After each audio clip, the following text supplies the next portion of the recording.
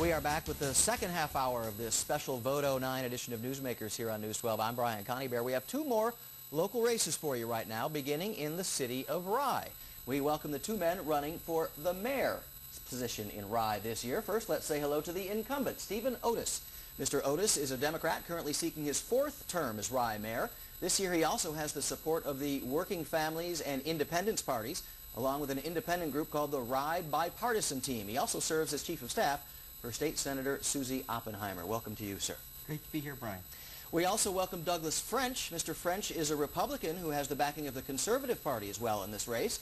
He has served as the chairman of the Rye Recreation Commission for the past 6 years, and professionally he is the vice president of marketing for Thomson Reuters, a global news and information technology company. Thank you for being here, sir. As we have been doing throughout these discussions, I'd like to start with the challenger, because I think challengers have an uphill fight here. Mr. French, why should people make a switch in Rye on November 3rd? Well, this election is about what kind of leadership do we want going forward in Rye. After 12 years under one mayor, I think it's time for a fresh voice and a new approach. When you look at our city government, we are a city manager form of government. Yet that position is turned over 4 times in 8 years. You can't get any sustainability in your government like that. And as a result, you look at issues like litigation, our fastest expense here in Rye. We need to manage that better. You also look at capital investment, where we made some poor choices in where we put our capital. And then when you look at taxes, again, taxes are growing at such a fast rate that people in Rye simply can't afford it or think it's worth it. And then just the overall city council needs better management. We need to restore the tone and tenor of our city council meetings. So I think it's time to get back to fundamentals, and let's start to get a fresh voice and a new approach. That's what our government was built on here in Rye. Thank you, sir. Mr. Otis, why should people stay with you? You've been there for a while. Thank you, Brian. I think the real issue should be that people should look for the best person to do the best job for Rye. I have 29 years experience in state government. I have a master's degree in public administration. I'm a former president of the Westchester Municipal Officials Association. I bring knowledge of every level of government, federal, state, county, and local, work well with people from both parties, and it has allowed me to do things that other people could not do.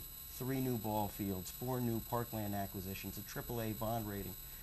My opponent has said, I guess, the expected things that challengers would say. You have to come up and say something negative. The reality is Rye is very well run.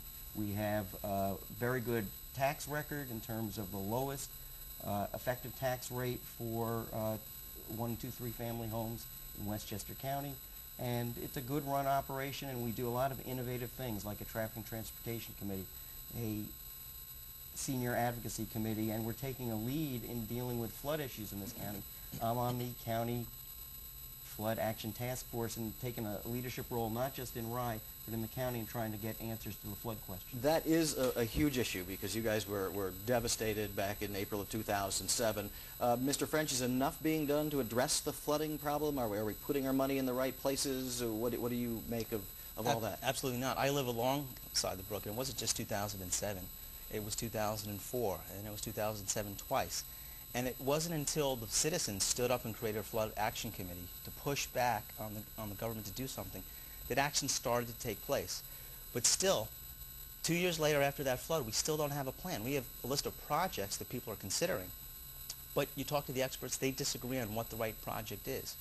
So I think it's been too slow, and if elected, we will put together a plan that the people would vote on, and we'd have a plan in place and start to implement on it. A referendum, is that something you would consider for people? I think so much of what was just said is not accurate. We have a plan. We spent money to be able to position ourselves to be one of the first 4 communities in Westchester to get money from the county executive's flood mitigation fund, $50 million in 5 years, and we're one of only 4 communities, 12 applied. That's because we did the work, we did the engineering.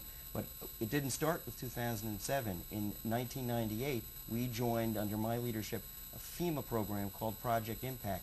3 of our parkland acquisitions that we did in 2002 were related to flood areas. We've been on this with emergency management. We're ahead of the game. When I was president of the Westchester Municipal Officials Association, one of my big initiatives was to have other communities around the county work on improving their response to flood and other natural disasters and their command and control systems. Can I jump in on this? Sure.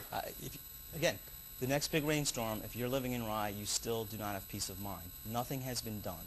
There is no plan. There are a list of projects. Some cost $30 million. People just don't know what the plan is, and they still don't have peace of mind. No, that's just not accurate. And It absolutely is. This is sort of what this campaign has been about. My opponent and his running mates, they sort of say things and have slogans, but the facts are pretty good. In terms of flood mitigation, we have completed 2 of the major repair projects. We have other projects. Which are downstream.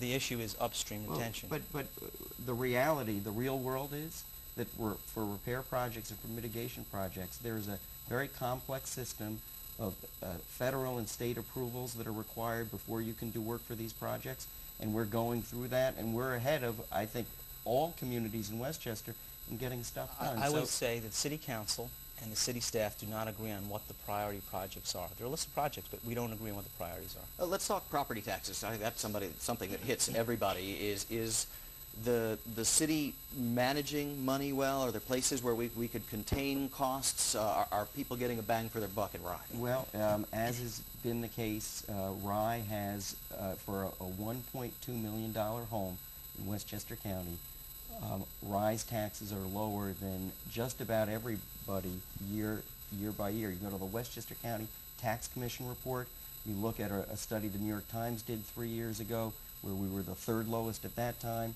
That's where we are in terms of municipal property tax. It's a lean operation, and it has been that way for a while. We've maintained that. We also have a AAA bond rating. We're one of few communities in all of New York State, probably a little over a dozen, that have a AAA bond rating. And that keeps your borrowing costs a little bit lower. And also it is also an outside group analyzing the fiscal soundness of your policies. They say Rye has conservative fiscal policies and low debt. How is that not true, Doug? Because the last time we got a full review was 2005. The market has changed completely. I worked at Standard & Poor's. I know the credit rating agency business.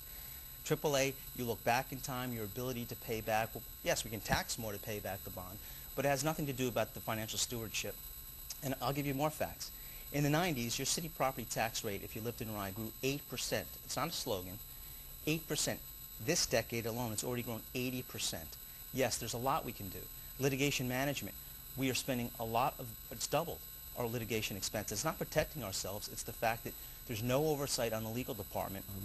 I would recommend that we have a litigation case management committee to oversee the litigation in Rye so that we're not overspending in discovery in other areas.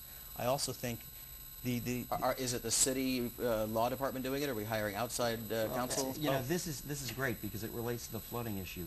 My opponent criticizes litigation and consultants' costs, but the major expenditures in this area have related to protecting our residents on Beaver Swamp Brook and Blind Brook on issues where other communities are trying to do things to us, and on the Harrison side, we're winning those battles in front of an administrative law judge with the Department of Environmental Conservation.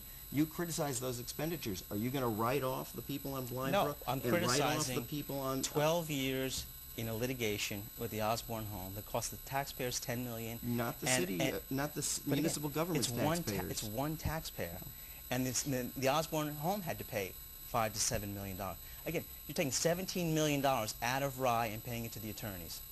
There has to be more leadership to say, let's slow down, let's get new eyes on